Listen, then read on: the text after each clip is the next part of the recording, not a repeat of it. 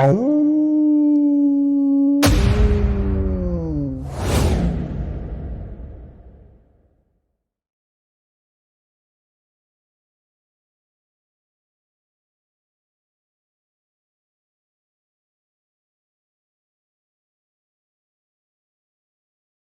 only took him 5 seconds to realize what was happening. The crack of thunder that signaled a gunshot, combined with a cry of pain from behind him, and the marching booted steps as men flooded the street, it all added up. They had found him and his companion, who now lay on the ground as blood pooled beneath her. Oh no, not good. He scooped his companion up, ignoring her pained moan of protest, and took off between a couple of the buildings.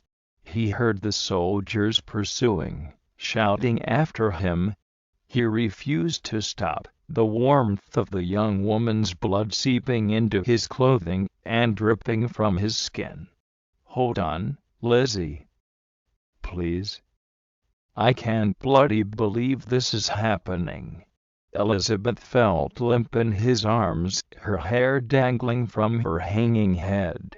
Her limbs swung each time he made a rough turn along the way, and he hoped she didn't accidentally hit anything that would do her more harm. She remained silent, however, no doubt unconscious by now. She coughed, crimson blood flowing over her lips.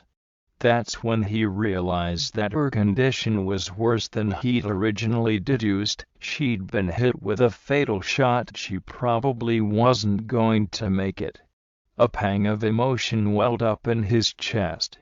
No, though he definitely couldn't carry her all the way back to the Pearl, he knew that he would never leave her behind.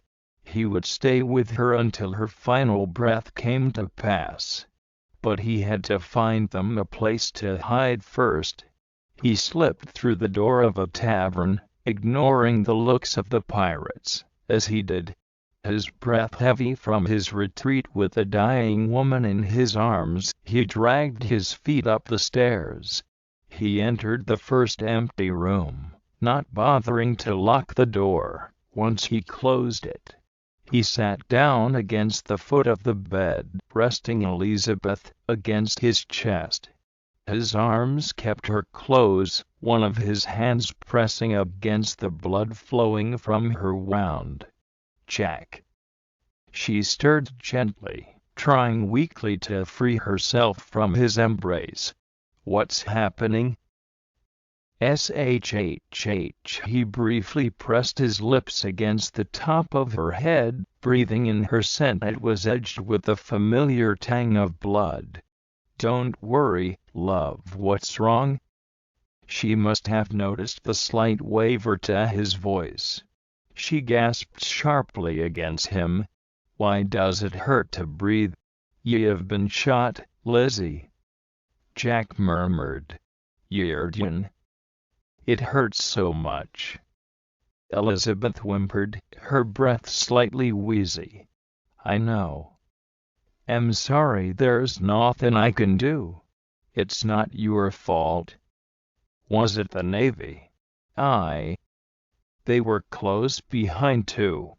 We don't have much time.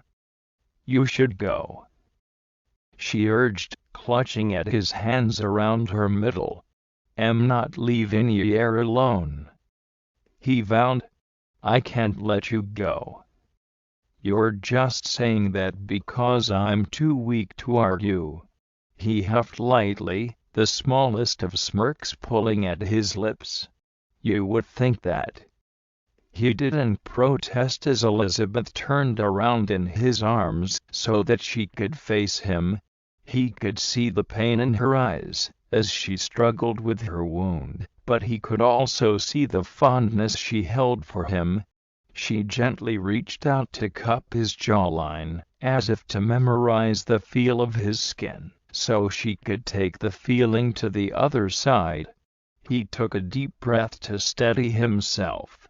This would be the first and the last time they looked at each other like this. God, it hurt to know it. "Jack, I'm sorry," she murmured.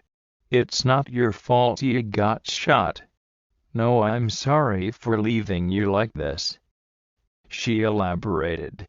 "So am I," Jack agreed softly.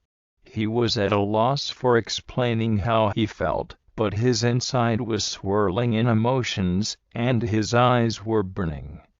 She seemed to know what he'd meant to say. "I love you too, Jack." "Good." He managed to smile a little, despite the sounds of the Navy soldiers loudly rushing into the tavern below. As a half-joking afterthought, he added, "Make sure to send old Norrington my regards. If I see him, I will."